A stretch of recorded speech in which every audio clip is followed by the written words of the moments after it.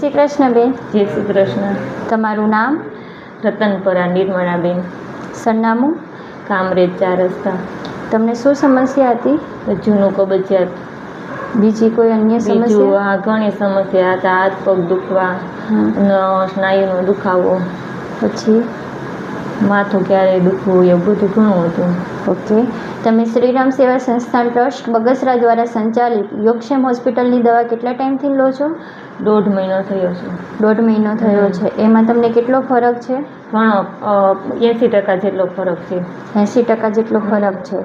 અને દવા શરૂ હતી ત્યારે કોઈ લક્ષણ દેખાણા હતા તમને? હા, ઝાડા, ઉલટી, માથું દુખવું ઘણું હતું. અને કેટલા દિવસ રહ્યા હતા એ લક્ષણ? 4-5 દિવસ રહ્યા હતા. ઓકે. બીજું કે દવા સ્વાદે કેવી હતી?